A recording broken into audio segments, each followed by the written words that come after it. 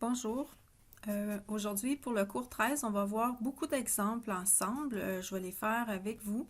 Puis, ça va être suivi de 3 exercices que vous aurez à faire de votre côté. Mais je vous suggère quand même, là, en écoutant les exemples que je vais faire, s'il y en a que vous trouvez ou peut-être plus difficiles ou que vous comprenez moins, je vous inviterai peut-être à les prendre en note puis à les réessayer de votre côté après avoir vu la solution, voir si vous êtes capable de les faire de façon autonome. Donc, on y va avec, pour commencer, le numéro 4 de la page 81. OK, donc on dit ici qu'un être humain marche en moyenne à une vitesse de 1 km par 10 minutes. Donc, ça, dans le fond, c'est une vitesse qui est donnée dans des unités qui ne sont pas très standards. Là. On dit 1 km pour 10 minutes. Alors, on demande en A, quelle est la vitesse moyenne d'un être humain en kilomètres par heure et en mètres par seconde? Donc, il s'agit simplement en A de transformer les unités. Ici, si on veut le mettre en kilomètres par heure, on va garder la valeur en kilomètres ici, mais on va devoir diviser par ce que 10 minutes représente pour une heure. Je vais le faire à côté ici, 10 minutes, là, si on le compare à une heure en minutes, bien, ça va être 10 par rapport à 60 minutes. Donc c'est ça ici qui va être notre dénominateur. Alors, la vitesse en km/h, 1 divisé par 0.1667, ça donne 6 km par heure. On demande aussi de la donner en mètres par seconde. Donc, je vais revenir à l'expression de départ. J'ai 1 km pour 10 minutes. Je suis revenue là parce que c'est plus facile de transformer les heures en secondes là, à partir des minutes. Donc, en mètres par seconde, ben, la conversion va être quand même assez simple ici. Faut se rappeler qu'il y a combien de mètres là, dans un kilomètre? Alors, dans un kilomètre, il y a 1000 mètres. Donc, ça revient ici à dire au-dessus, au numérateur, j'ai 1000 mètres. Puis, au dénominateur, j'ai combien de secondes? Ben, combien de secondes dans 10 minutes? C'est 10 minutes fois 60 secondes par minute. Donc, c'est 600 secondes. Donc, vous voyez ici, 1000 divisé par 600, on va obtenir les unités des mètres par seconde. Alors, on a ici 1,667 mètres par seconde. Donc, je vais encadrer les deux réponses ici. Ceci en kilomètres-heure et ceci en mètres par seconde. Alors, c'est une conversion d'unité qui était requise en A. Maintenant, en B, on dit à cette vitesse, combien de temps faut-il à un être humain pour parcourir 100 km à pied? Donc là, on a une vitesse, puis on cherche à savoir un déplacement ou une distance. Donc ici, on ne fait pas de distinction, là, on donne disons une valeur de 100 km. Je vais prendre la formule écrite sous la forme simplement vitesse moyenne, vectorielle moyenne, égale delta x sur delta t. Puisqu'on n'a aucune précision là, sur la trajectoire, bien, on peut utiliser indistinctement le 100 km, soit pour le déplacement ou comme distance. Donc ici, les informations qu'on connaît, on connaît la vitesse, mais là, on a un choix à faire. Quelle valeur on va prendre? Bien, moi, je suggère que vu qu'on va travailler avec un déplacement en kilomètres, on va utiliser la vitesse en kilomètres par heure. 6 km par heure, bien, ça va être égal à delta x sur delta t. Delta x, ben c'est le 100 km. Puis là, notre delta t, ben, on va l'isoler. Ça va être en heures parce que les kilomètres ici vont s'annuler. OK? Donc, si on divisait par kilomètre chaque barre, ça s'annule. Comment on fait pour isoler delta t ici? Vous pouvez vous dire simplement qu'on doit multiplier de chaque côté par delta t parce qu'on ne veut pas qu'il reste au dénominateur. OK, donc ici, on se retrouve avec 6 fois delta t égale 100. Alors, dernière étape, l'intervalle de temps va être égal à 100 qu'on va diviser par 6 pour isoler delta t. OK, donc ici, bon, mon crayon vient de tomber en panne. Je vais faire le calcul, 100 divisé par 6, 16,667. On a toujours des réponses qui se ressemblent un petit peu depuis tantôt. Bon, 16,67 heures. Ça, c'est en heures. Donc, 16 heures, ben, un peu plus, là, pour marcher 100 km. Maintenant, en C, on dit quelle est la distance parcourue par un être humain qui marche pendant 1 heure, 1,5 heures, 1 heure et demie. OK, donc ici, c'est la même formule, c'est juste que là, c'est la distance qu'on cherche et c'est le temps qu'on connaît. Encore une fois, vu que le temps il est donné en heures, on va prendre l'expression de la vitesse en km par heure. Donc, je reprends la même équation. Oups, je me mélange dans mes choses.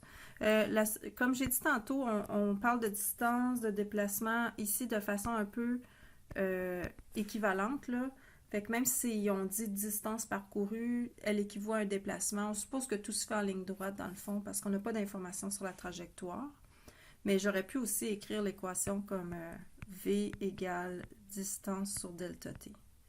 Peut-être c'est un petit peu plus conforme à ce qui est écrit dans la question. Donc ici, la vitesse en kilomètres par heure, c'est 6. Et ça, c'est égal à la distance, ben, c'est ce qu'on veut trouver. Si la personne marche 1 heure et demie, 1,5 heures. Donc, maintenant, pour isoler ça, on va multiplier par 1,5 de chaque côté de l'équation. Et on va obtenir D. 6 fois 1,5. On obtient qu'on marcherait à cette vitesse-là 9 km en 1 heure et demie. Donc, réponse, distance égale 9 km. OK? Donc, maintenant, on va passer à la page, on recule un petit peu. On va aller à la page 74 au numéro 12. OK. Alors, ici, on dit quelle est la vitesse moyenne d'une sprinteuse pouvant réussir l'épreuve du 100 mètres en 10 secondes. OK, donc en A, on demande la vitesse moyenne. Encore une fois, on ne spécifie pas est-ce que c'est une vitesse vectorielle moyenne, une vitesse scalaire moyenne. On va supposer que la trajectoire est en ligne droite, ou en tout cas, sinon, on travaille avec la distance. Donc, on va dire ici, parce que des fois, des pistes de course, ça peut être un peu circulaire.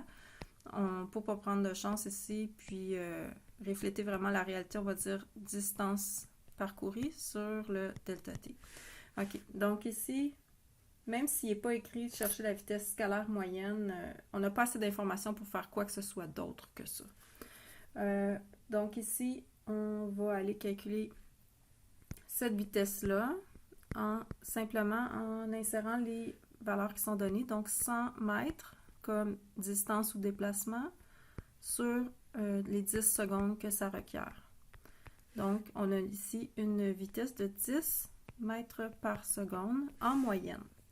La réalité, c'est est-ce que la sprinteuse garde cette vitesse-là tout le long, stable? C'est pas nécessairement le cas. Des fois, il y a une phase d'accélération. On demande un petit peu ça en B, là. En B, on dit quelle serait la vitesse instantanée de la sprinteuse ou de l'athlète à la fin si son accélération était constante. Donc là, on suppose qu'à partir, donc au moment du départ, à une vitesse initiale de 0. Puis là, elle accélère. On cherche... on dit juste qu'elle a une accélération constante. On ne sait pas c'est quoi l'accélération. On sait que... on nous dit que ça a duré 10 secondes. Ça, c'était donné en A. Puis, ça, elle a fait une distance de 100 mètres. OK? Donc, là, ce qu'on cherche, en fait, ce qui est demandé, j'ai écrit A égale à quoi, mais c'est pas tout à fait ça qui est demandé. C'est plutôt la vitesse finale égale à quoi? La vitesse instantanée à la fin de la course. Donc, on aurait besoin d'une équation qui rassemble vitesse initiale, vitesse finale, delta t et delta x.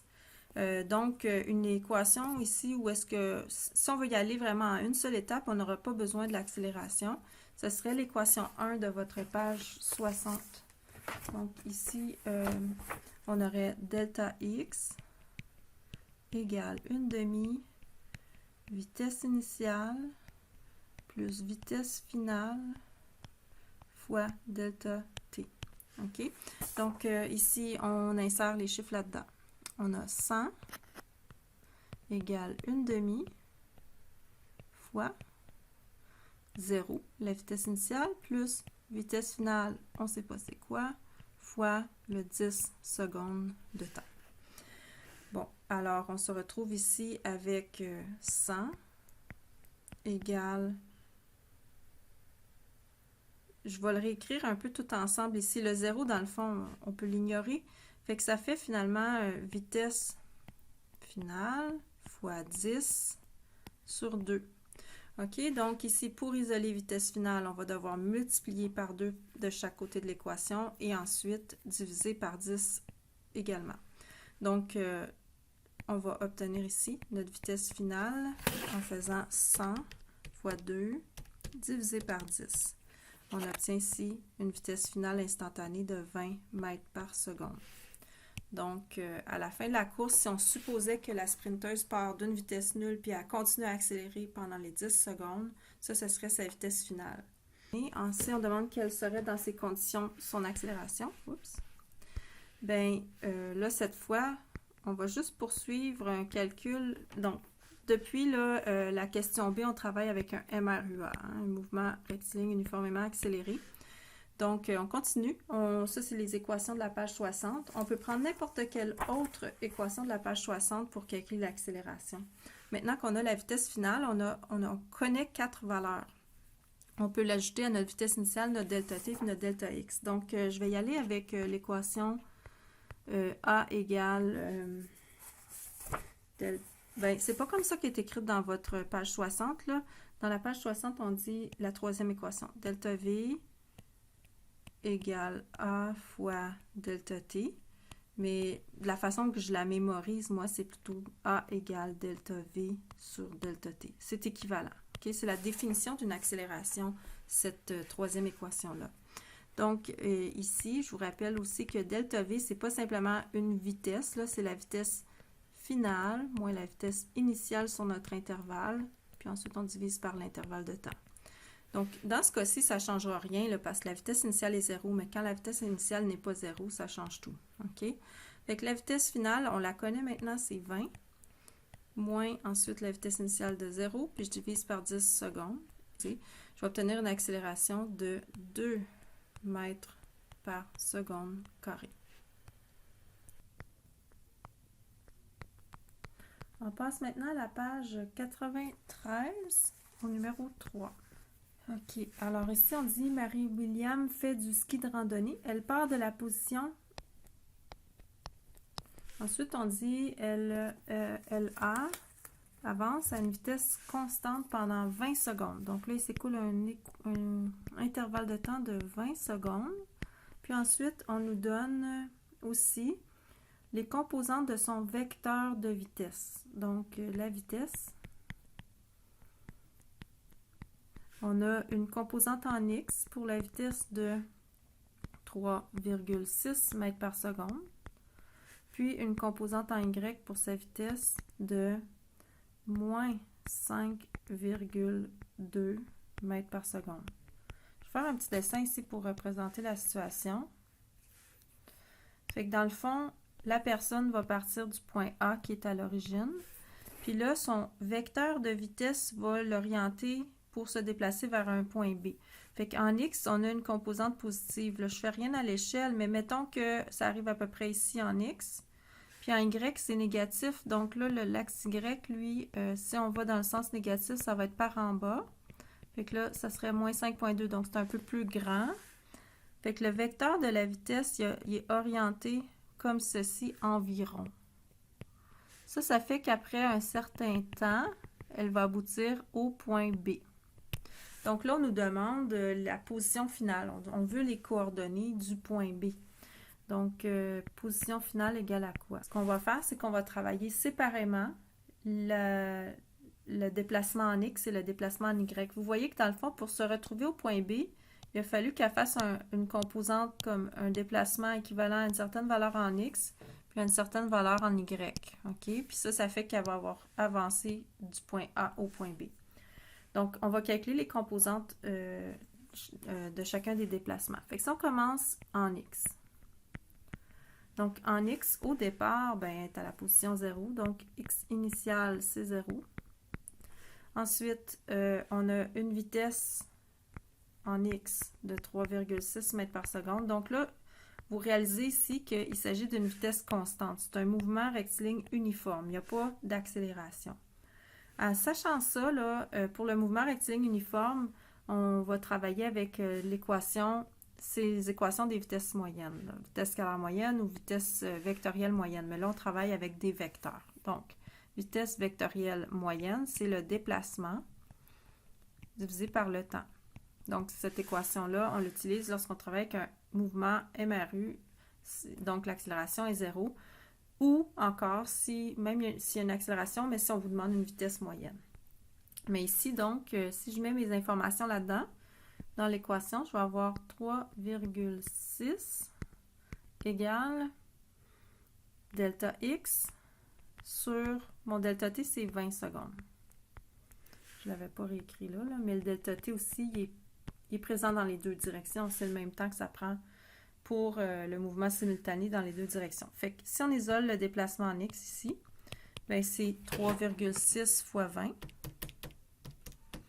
On a 72. Ce sont des mètres parce que ma vitesse est en mètres par seconde. Le déplacement, bon, à cause qu'on part de l'origine, ça va être égal à 72 mètres la position finale, mais il faut quand même faire la vérification. Un déplacement, c'est une position finale moins une position initiale. OK? Donc ici, on a 72 égale, la position finale, c'est ce qu'on cherche, moins la position initiale qui était 0. Donc, comme je vous dis, quand on part de 0, bien, on peut dire que la position finale correspond au déplacement, mais c'est pas tout le temps comme ça. Donc, petite mise en garde. On a notre position finale en X. Maintenant, on va aller chercher, on va répéter un calcul très similaire en Y. Donc, quand on travaille avec les vecteurs, on travaille avec les composantes X et Y séparément. Donc, Y initial, ben, même chose, c'était 0. Par contre, la vitesse en Y n'est pas pareille, c'est moins 5,2 mètres par seconde. Puis, ça s'effectue pendant 20 secondes. Donc, là, encore une fois, c'est un mouvement rectiligne uniforme. Il n'y a pas plus d'accélération dans la direction Y. Donc, je vais utiliser l'équation V égale delta Y, puisque là, on travaille selon l'axe Y, sur delta T, le déplacement selon l'axe Y. Donc, ici, on a moins 5,2 égale delta Y, qu'on cherche à isoler, sur le 20 secondes qu'on connaît. Donc, delta Y va être égal à moins 5,2 fois 20, ce qui me donne moins 104. Donc, comme tantôt, ici, on peut dire delta Y, bien, ça correspond à la position Y finale moins Y initiale. Donc, j'ai moins 104 mètres égale position Y finale moins la position initiale de 0. Donc, Y finale égale moins 104 mètres. OK, donc on a nos deux valeurs pour la coordonnée finale. Je vais écrire maintenant la position comme elle a été donnée là, dans le problème pour la position initiale, donc en coordonnées. On va avoir 72, parenthèse, 72, moins 104, ferme la parenthèse, et c'est en mètres. Maintenant, en B, on demande quelles sont la grandeur et l'orientation du déplacement. Alors maintenant, on sait que, je vais faire mon schéma, la personne sur un plan cartésien est partie de l'origine du point A. Elle a fait 72 mètres selon X vers le côté positif. mais elle a descendu aussi de 104 mètres selon Y. Fait qu'elle s'est retrouvée au point B ici. Là, ce qu'on nous demande, c'est de décrire la grandeur et l'orientation de son déplacement. Donc, son déplacement, je vais l'appeler delta R ici. Alors, delta R, ben, je vous rappelle que pour le trouver, fait qu'on utilise la relation de Pythagore. Fait que ici, l'hypoténuse, c'est ce qu'on cherche. Donc, on va faire soit la racine carrée de 72 au carré plus moins 104 au carré. Okay. Comme je l'ai déjà dit, le moins fait partie de la valeur qu'on met au carré. Là. On fait moins 104 fois moins 104, donc ça devient un positif. Vous devriez trouver un déplacement de 126,5 mètres. On veut aussi trouver son orientation. Bon, là, ce qu'on va faire, c'est qu'on va utiliser dans la feuille de formule, vous avez une formule qui dit que l'orientation, c'est arc-tangente, ou c'est deuxième fonction tangente, là, la composante en Y sur la composante en X. Ça, c'est l'expression comme générale de votre feuille de formule. Maintenant, on va voir aussi, quand on n'est pas dans le cadran 1, on avait déjà vu qu'on doit corriger l'angle pour donner l'orientation. L'angle qu'on va calculer dans cette formule-là se trouve ici. J'avais déjà mentionné, il s'agit de l'angle comme directement entre le vecteur puis l'axe, le côté de l'axe des X qui est le plus proche du vecteur. Donc ici, on est du côté des positifs. Fait qu'on fait ici θ égale arctan ou tan moins 1 là, de la composante Y moins 104 sur la composante en X qui est de 72. Donc, je fais moins 104 divisé par 72. Voyons. Puis, je fais deuxième fonction, tangente de ça. J'obtiens l'angle moins 55,3 degrés. Donc là, dans mon schéma, j'ai mon vecteur ici, mon vecteur delta R, j'ai mon axe des X comme ceci. Ça, c'est l'angle ici, sa valeur absolue, c'est 55,3 degrés. La façon de donner l'orientation, normalement, on donne un chiffre en valeur positive, mais on ne peut pas juste enlever le moins, parce que si on dit une orientation de 55,3 degrés, ça voudrait dire le premier cadran. Là. On dirait, à partir du X, on tourne dans le sens anti-horaire de 55,3 degrés. Ce qu'on peut dire ici, c'est qu'en fait, notre vecteur se trouve à, on a presque un tour complet, on a 55 degrés de moins qu'un tour complet. Un tour complet, c'est 360 degrés. Fait que je vais faire 360 degrés moins le 55,3. Puis là, ça va me donner vraiment l'orientation du vecteur de façon conventionnelle, en valeur positive. Donc, j'obtiens ici à 304,7 degrés.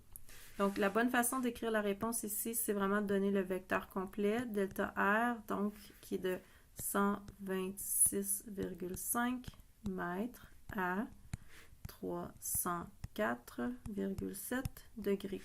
À remarquer que là, je mets la flèche sur le symbole delta R quand j'écris la réponse. Mais quand je calculais sa grandeur, vu que là, je me concentrais seulement sur la grandeur et non l'orientation, je n'ai pas mis de flèche. OK? Quand on donne l'orientation, on met la flèche, mais sinon, si on donne juste le chiffre, on ne met pas de flèche sur le symbole delta R. Donc, voilà pour cette question-là. On va aller faire maintenant l'exemple à la page 109, le numéro 1. OK, page 109. Numéro 1. Bon, j'ai mis de la couleur sans faire exprès.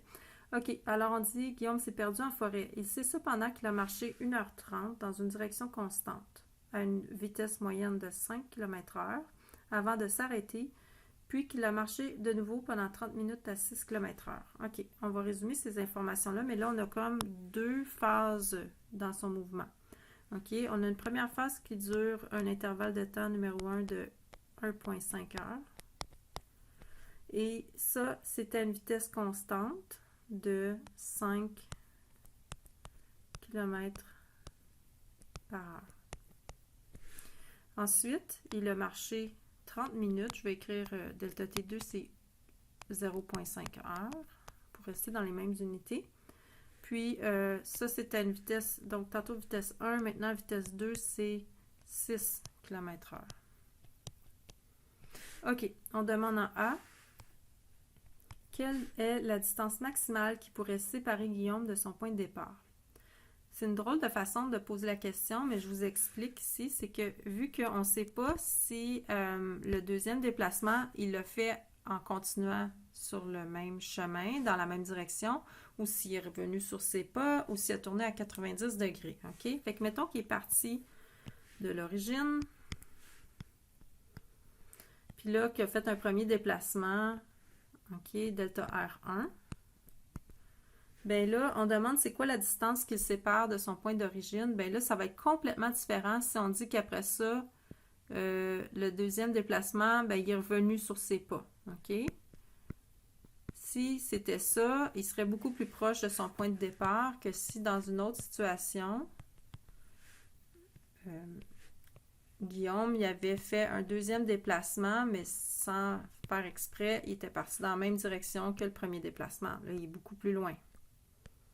OK? Puis on a toutes sortes d'autres possibilités entre les deux.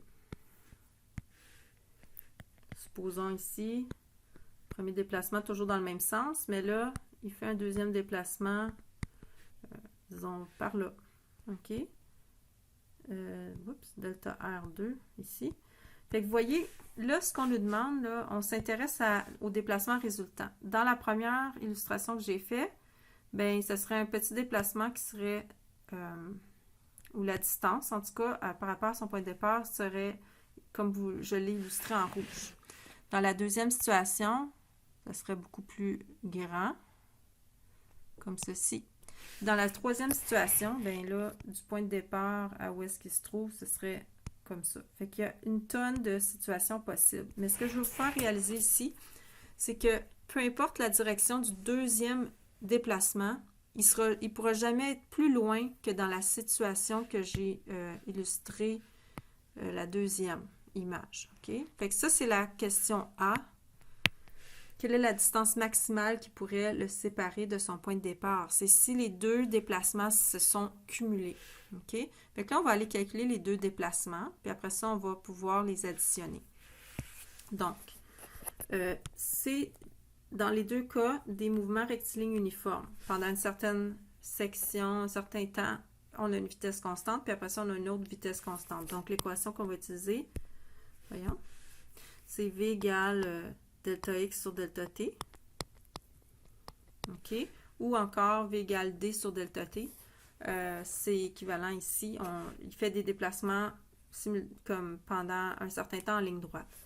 Donc, maintenant, dans le premier cas, on a une vitesse de 5 km par heure pendant 1,5 heures. Fait que là, on va trouver delta x1. OK? 1,5 heures ici au dénominateur. Donc, en utilisant, en isolant, c'est-à-dire, delta x1, on va faire 5 fois 1,5, ce qui fait 7,5 km. OK? Il faut remarquer que mes heures se sont annulées ici. OK? Donc, mes unités étaient compatibles. Pour la deuxième situation, j'ai une vitesse de 6 km par heure pendant 30 minutes. Donc, ça va me donner un deuxième déplacement. Puis, j'ai 0,5 heures ici comme intervalle de temps. Donc, 6 fois 0,5, ça fait 3 km. Delta x2 égale à 3 km. Donc, la réponse pour A, bien ici, il a été le plus loin possible, c'est qu'il y a comme deux déplacements qui se sont vraiment faits dans la même direction. Donc, sa distance totale parcourue serait de 7,5 km plus 3 km, donc 10,5 km au total. En B, on dit quelle est maintenant la distance minimale qui pourrait séparer Guillaume de son point de départ. Bien, ça serait la situation que j'ai illustrée le premier dessin pour la question B. OK?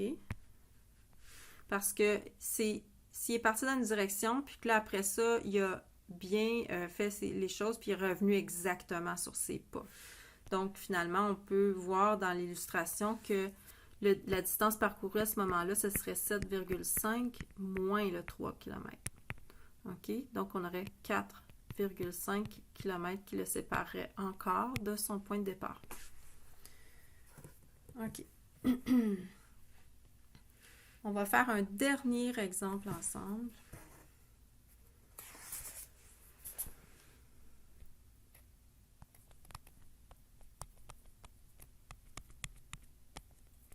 Dernier exemple que je vais faire avec vous aujourd'hui, c'est à la page 110, le numéro 3. On dit on a un beluga qui émerge à la surface du fleuve Saint-Laurent pour respirer. Il plonge ensuite en nageant en ligne droite selon une orientation faisant un angle de 20 degrés avec la surface. Donc, s'il plonge puis que l'orientation de son trajet fait 20 degrés avec la surface, ben je peux le faire du côté droit au côté gauche, là, mais ça va donner la même réponse. Là. Donc, j'ai un 20 degrés comme ça sous la surface. Il ne peut pas plonger par-dessus la surface. OK, donc à quelle profondeur se trouvera-t-il après avoir parcouru 150 mètres? Donc, dans le fond, ce qu'on nous donne, c'est le vecteur, son vecteur déplacement, ici, donc de 150 mètres. On peut imaginer ici un repère cartésien où est-ce que l'axe des X, ça représente la surface de l'eau. Alors là, à ce moment-là, ce qu'on cherche, c'est la profondeur. Vous voyez ici que ce qu'on cherche à ce moment-là, c'est la composante Y de son déplacement. Bien, en valeur absolue. OK? Donc, ici, on va aller chercher dans notre feuille d'équation l'équation pour calculer une composante Y. OK? En général, on dit AY égale A sin de l'orientation θ. Mais faites attention pour l'orientation θ. Je vous ai déjà dit que ça doit être un angle qui part de l'axe des X, qui tourne dans le sens anti-horaire, sens contraire aux aiguilles d'une montre, jusqu'à ce qu'on atteigne le vecteur. Voyez-vous ici qu'on est à une orientation de 360 moins 20 degrés. Presque un tour complet. OK?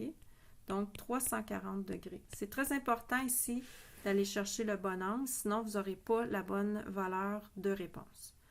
Et quand le signe, on travaille avec aussi, ça se peut aussi que ça ne donne pas le bon signe.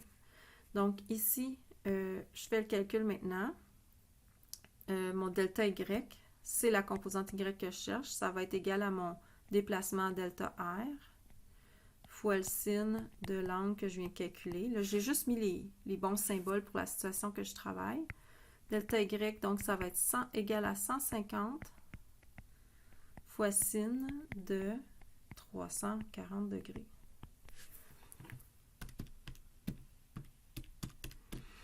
Ça me donne un angle, non pas un angle, un déplacement négatif de moins 51,3 mètres.